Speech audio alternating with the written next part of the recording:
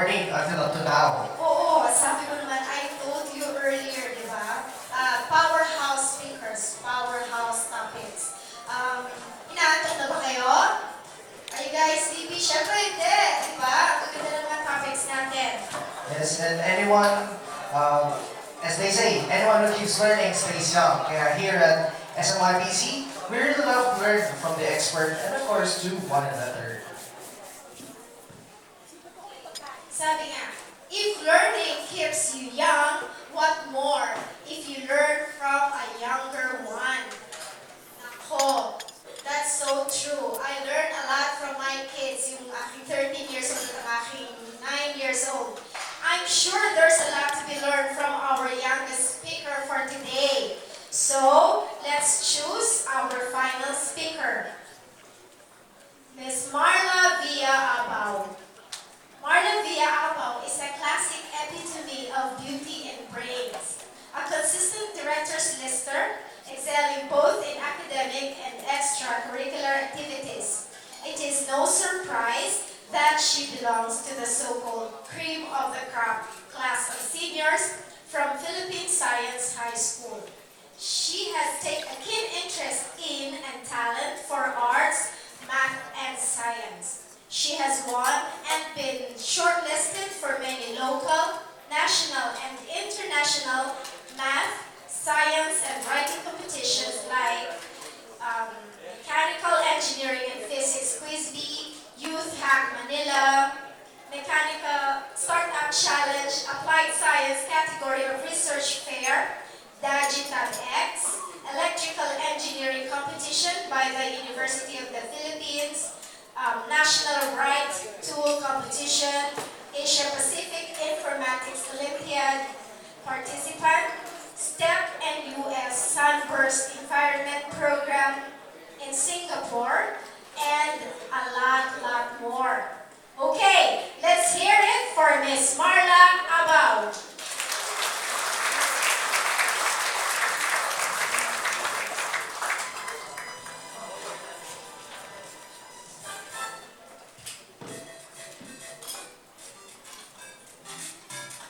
Hello.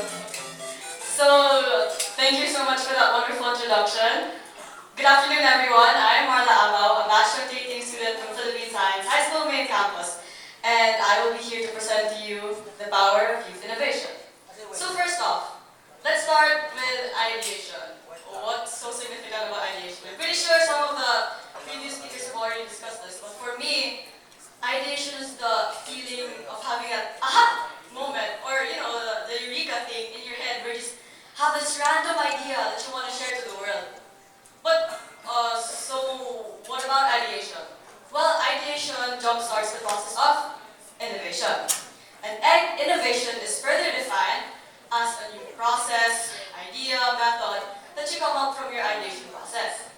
And as I said a while ago, ideation is the jumpstart of the 5-stage innovation process as said by NIS 2015. Oops, sorry. So, how do you start a new innovative idea? Well, yes, you ideate, you brainstorm, you think of something from a certain problem, or you could just have a random idea in your head. It doesn't really matter. As long as you have that solid idea, you try to streamline it, try to visualize it in your head, and then you realize, oh, I could actually work with this. Then after you have that idea, you advocate it. You share it to other people, you tell it to your nearest coworker and say that, oh, I have this idea, I think you can work with it. It could help other people, or it could just make life easier. And then once you have that advocation process done, you go with the experimentation. You check if your idea is it feasible, will it work, will it fail altogether, and if the experimentation process yields positive results, that's when you start to commercialize that certain idea. You brand it, you make it look appealing to the market. The people would want to get it because yes, I'm a lazy person, it will help me make life easier, or it could solve a certain problem. Then after you brand it, the commercialization process is done, that's when you implement your project and just see the results work its own. And that innovation process goes again and again and again, over and over for any new idea that's formed by a certain person. And you can see that this innovation process does work You can see like big companies such as Google. It just started as a simple search engine, and look, it's one of the biggest tech companies in the entire world, holding different databases. It has its own phones, any hardware, etc. There's also Apple, which has been mentioned numerous times. It started with a simple Macintosh and now holds an empire of iPhones, iPads, whatsoever. And then there's Tesla, with their innovation of helping minimize the pollution that cars produce, which is really helpful for our world today. But innovation isn't really limited to some big tech companies whatsoever. You can say Starbucks is an innovator as well. Look, it started with their small range of drinks, and now it's a worldwide cafe that people really line up to get. And of course, we have the San Miguel Packaging Corporation, which has its own innovative. But the thing about innovation is that, well, in my eyes, in the eyes of the people at my age, it seems like people overcomplicate the innovation process. Like, look at this comic. Like, what people aren't really looking for a disruptive, synergized paradigm shift in a breath mint. They just want something simple, like something that can satisfy or make their breath smell better. You don't have to overcomplicate innovation. And that's how, sadly, a lot of people view it as. And based on all those like companies that I showed a while ago, what do they all have in common? They're all created by high, great, intelligent, professional people. And people think that way. That only those with very good experience can be able to innovate. But I disagree. Because I believe that anyone can innovate, and even the youth can be one of the people who can start one. You don't believe me? Well, I have a few evidences to back that up. Okay, so question. What do you guys do to your pineapple skins after you've consumed it? You just throw it away, right? You don't really like make use of it. You never think about it. It's not like it does any good to you. But 3 students from Penang, Malaysia took other courses.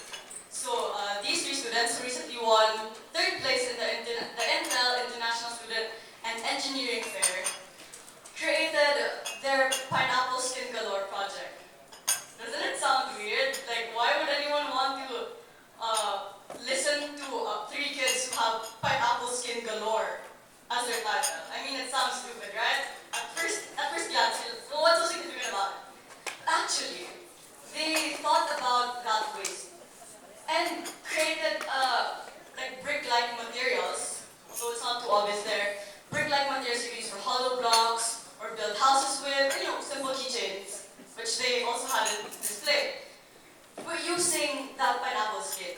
So like it's in simple innovations like these that could actually come from small minds. And there's another set of innovators, youth innovators, that tried to solve this problem. If you were a high school student like me, which you are not really, then you'd have a problem of, I'm pretty sure you had this problem as well when you guys were younger than you are now. You had trouble with choosing what kind of college you want. Like, what subjects do I choose? How do I make a decision? Or what are the options that are available to me? And a lot of people get really lazy in order to, because when you apply for college, diba? Tulad may mga enlistment processes pa, na you go to a different school, let's say UP, and you line up so long, and then go to another school, let's say Ateneo, and then you have to repeat the same process, like give your papers, blah, blah, blah, blah, blah. And honestly, you don't really get to enjoy submitting papers anymore, and you don't get to go to all of the schools you want to apply for. But Applica, a tech startup made by youth innovators as well, wanted to solve that problem. Do you guys know about the Common Application in the US?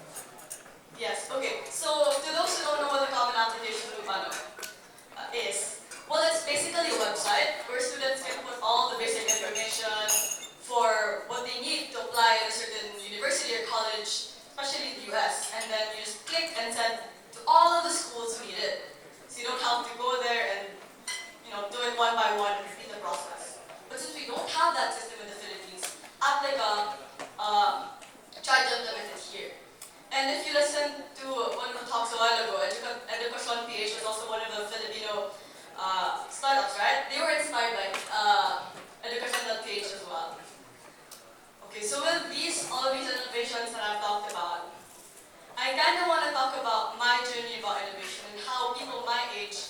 be with us. So I hope you guys don't get really bored, but here is my journey with innovation. And let's start when I was in grade 9. Okay, so when I was 15 years old, I heard of this competition called Youth Hack Manila.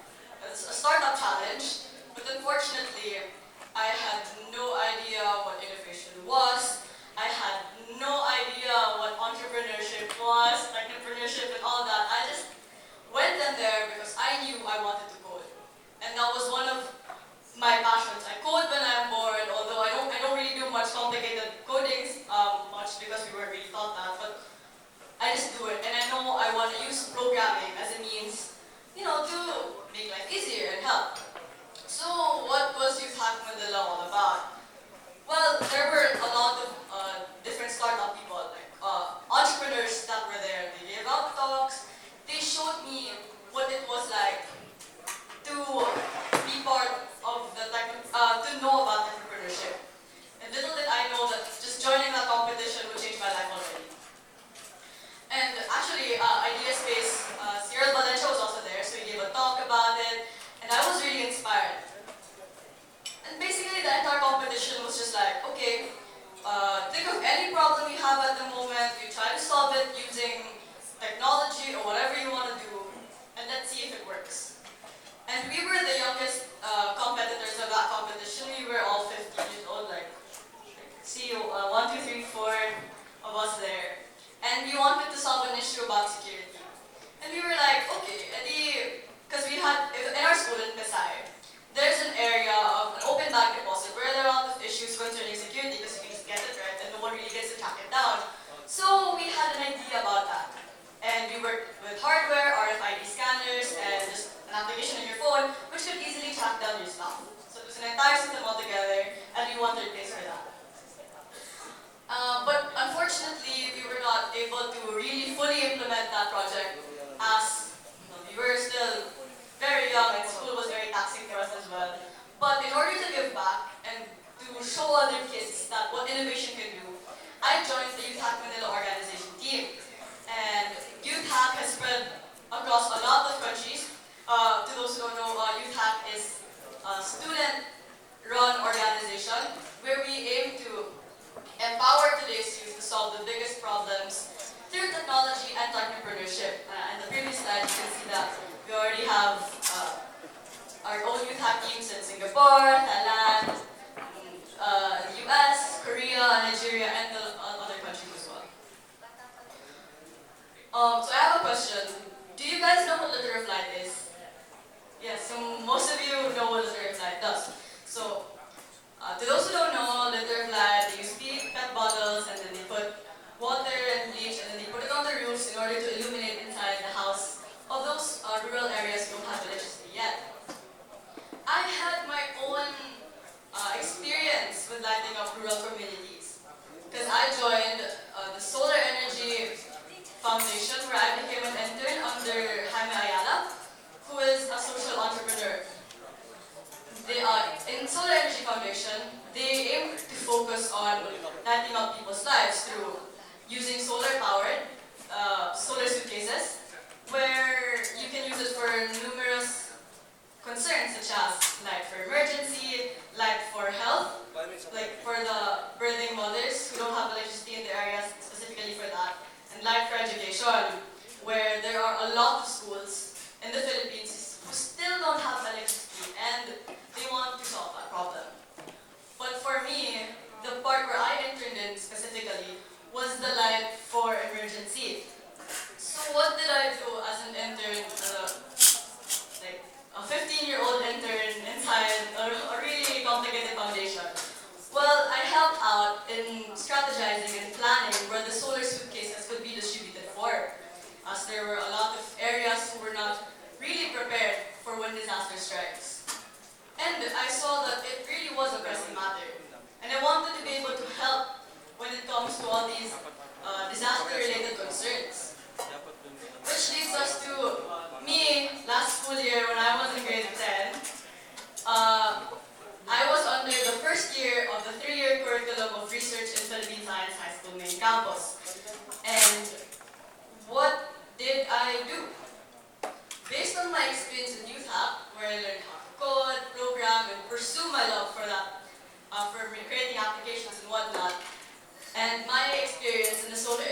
foundation internship, I was able to incorporate them and solve a problem relating flooding. So what could I do with all of these stuff that directly relates to flooding? Basically, we created, okay, imagine like 16-year-old, 15-year-old us creating an Android application with no prior experience to it. Although, yes, the user interface is really as good, but we created an application that involves algorithms, shopping and routing algorithms, which could help direct the disaster kit to where you are. Okay, imagine like a simple Android application, like a shopping application, where you can get disaster kits to home. Because people in the Philippines aren't as well prepared for these kinds of disasters. It's something like that. Although it's a more complicated system altogether. And we incorporated a lot of maths in our group. So we had the routing algorithms, we had to evaluate that, we had to program that. Imagine that we had to skip parts of our retreat and a lot of school days, and we had to go to Ateneo and whatnot just to ask for help because we were young and we didn't know what to do exactly. But we wanted to help out the country with this idea. And luckily, this project was able to go through different other competitions. So the first competition we joined was in the University of the Philippines, the Alkim's Research Fair, last January 2016, where I got to meet a lot of other Filipino students who were very passionate about their researches. And I believe research is another way of innovating as well. And unfortunately, we were not able to make it to the any place, but we won top 8 in the applied science category. And March this year as well, we were able to join the Search for the Simeo Young Scientist competition all the way in Penang, Malaysia, where our group and our project won the most promising young scientist category for the mathematics part. And if these three guys look familiar, they were the pineapple skin galore guys that I showed you a while ago. We met them and they were the ones who won the most promising young scientist award in the science category. So it's funny because I meet the same people over and over again. And the last May this year as well, I got to join the International Student Science Fair in Singapore. The one in Malaysia is just an ASEAN region competition, while this one involves students from all around the world. So there were students from different countries, like America, Russia, and all that. And the project, we were the only Filipino competitors in that. So I was very glad to represent the Philippines and come back with the Best Oral Presentation Award for the Physics and Mathematics category for that competition. And now, I am a grade 11 student. So yes, we're here. And I was lucky enough to be part of the first batch of high school students to ever encounter a TRIZ workshop. Are you guys familiar with TRIZ? Yes, okay, that's good. So TRIZ is a theory of inventive problem solving, and it gave us a new way to look at how to solve problems. So it's very systematic, right? You look at TRIZ matrix and everything, and it's very problem-oriented.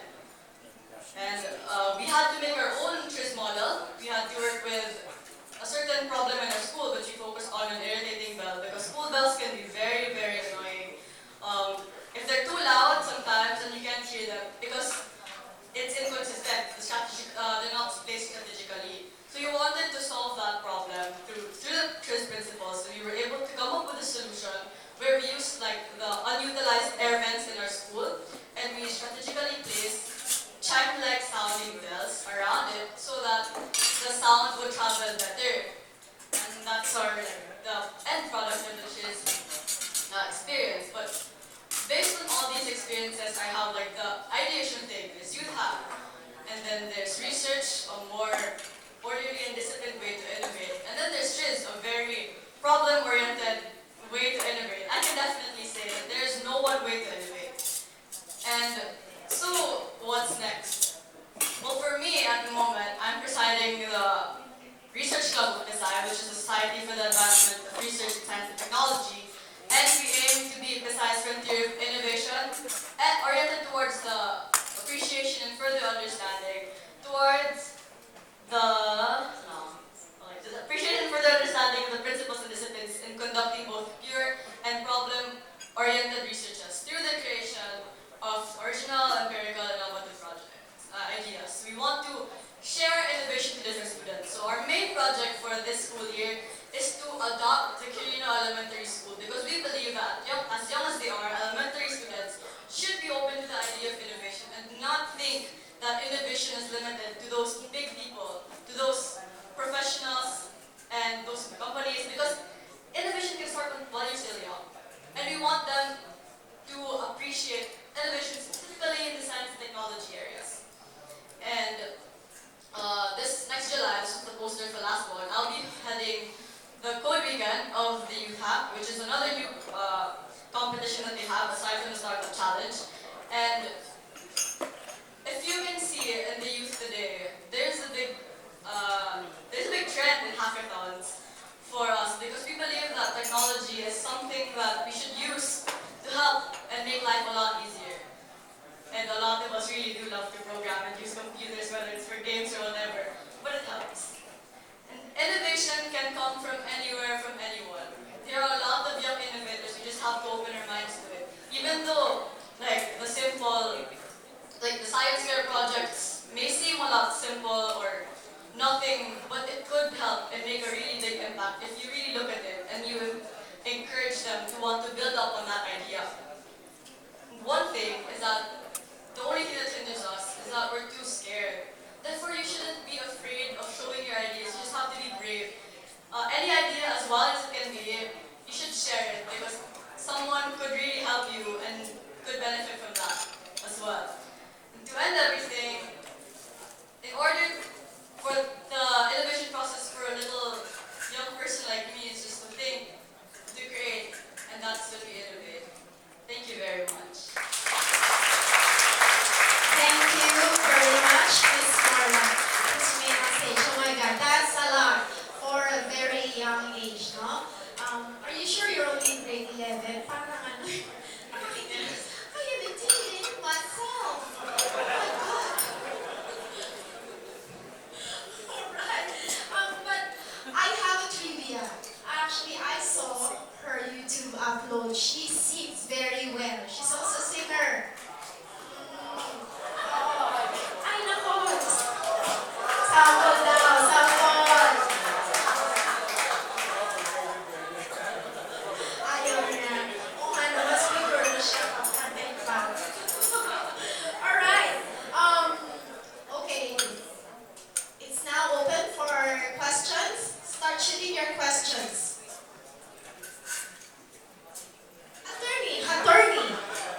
Attorney has a question. I'm very, very amazed and very, very intimidated. I can't believe we're only in grade 11. Di naman tayo yun ng age. Grade 13 naman ako eh. And then I'd just like to ask, how do we help the youth? How do we encourage the youth to innovate, to research, to do some... What can we help? How can we help you, the young children, or the practically young children? How do we help other people to innovate? How do we motivate them and inspire them to be as wonderful and as amazing as you? Okay, so I guess like what Sir Gian said a while ago, students right now are really fond of technology in general. Like they hold phones, they hold iPads, laptops like it's their toy. And I think it's one of the things that really helps them put up their thinking processes because there are a lot of things in the internet and technology that help open the minds of the children today. Some people use books, but sometimes, as I said as a first speaker a while ago, Generation Z, which I belong to, is a very visual kind of generation, and we love seeing things with our own eyes. And I think that another thing that hinders the innovative processes in the brains of the children right now is that school can be very taxing. And school, yes, right now follows a very traditional way. Therefore, when the students have more time, maybe you should try to expose them to different fields. Like don't impose to them any ideas or ideals that you may have. Just try to make them think on their own. Like maybe pasimple ka lang na, depends on the age of the child na, pasimple lang like maybe you can have like different blocks or something and see how they build stuff. And just make like puzzles or things that make them feel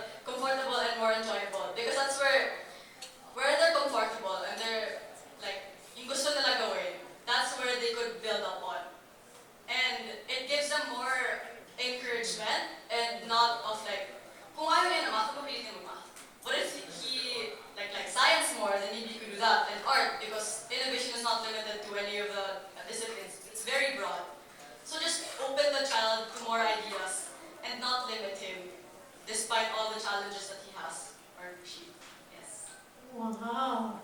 Naku, parang nag-guilty naman ako doon. Kasi I limit my kids from online activities eh. 30 minutes lang yung kanilang online activities eh. No, it's okay naman po like you have like certain limitations. Just as long as they don't feel hindered from being able to continue on. Because of course there's supposed to be limitations in certain things because there are a lot of other responsibilities that have to be looked for. But sometimes these kinds of leisure stuff are where the ideas come from. Yeah. Yeah. But you're still very young. I can see that you sing. That's part of your fun time. But outside of singing, aside from singing, what else do you do for fun time moments? Fun time na moments pa.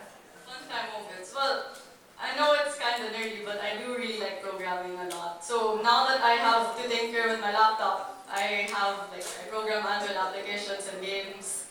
And I think like because people love doing games, it's really amazing na parang that's why a lot of people are going to the tech industry. Because see like parang si Kuya Gian a while ago just wanted to play games and now he has the interest for going into applications and programming because it actually gives us some parang it's fun. Somehow it's fun. Oh my God. That's her idea of fun, ladies and gentlemen. Any more questions? Question?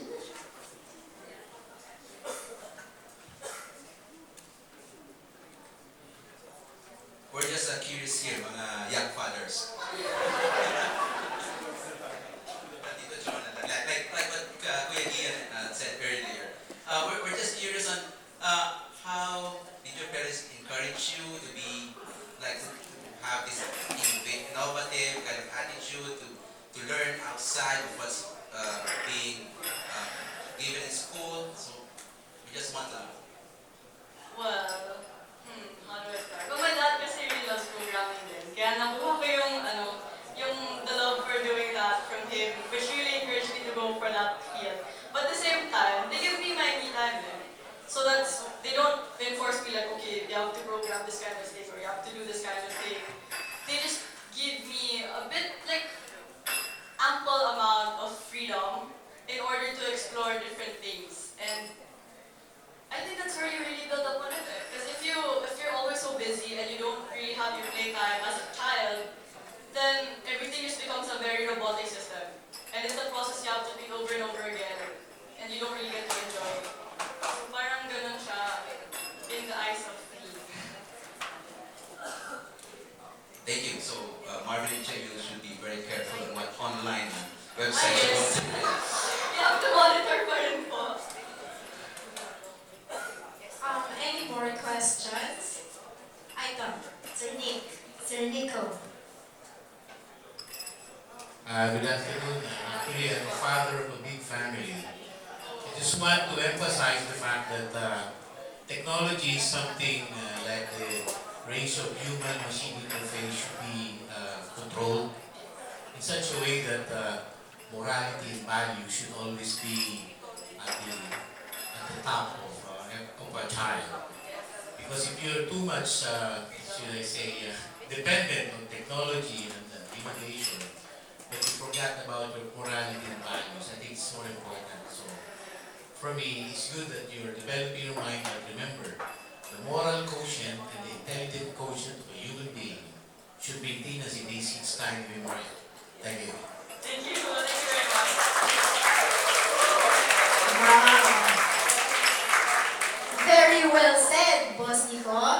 What can you say about that, Okay, Miss Marla? well, I guess I just have to like clarify that because of that statement, that free time doesn't necessarily hold like time for technology because free time could be utilized for other stuff as well. Like, yun nga, parang get to know your morals and your values as well. Just parang meron ka lang certain limitations that you have to do because innovation has its limitations. And you work without limitations in order to get to where you are. Thank you very much for that comment. Any more? Parents? Oh, wala na? Parents? Ayun, Sir Nar.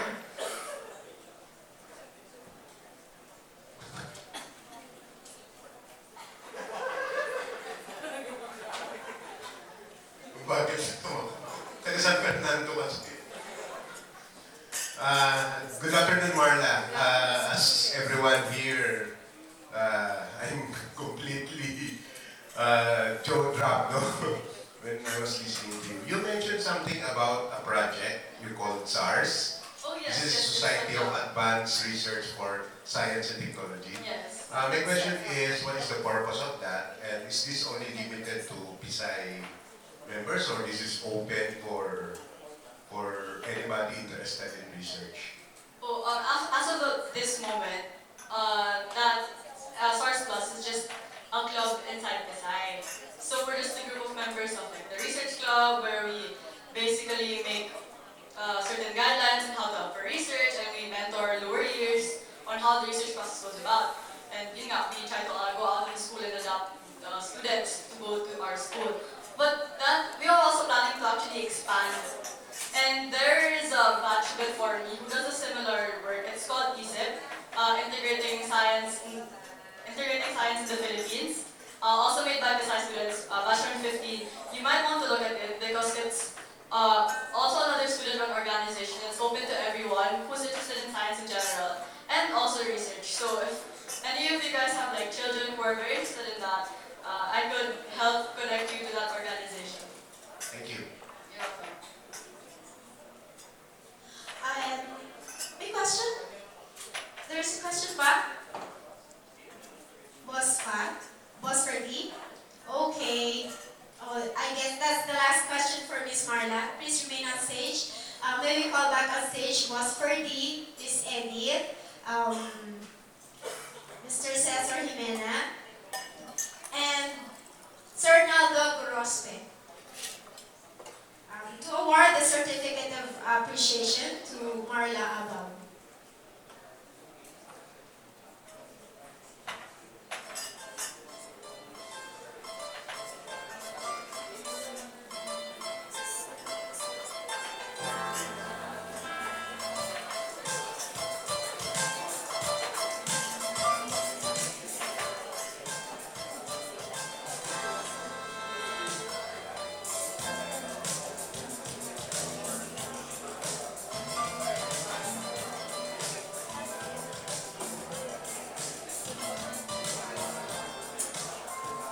Thank you. Thank you, Marla. Thank you to our awarders. And that sums up our plenary session. We would like to once again thank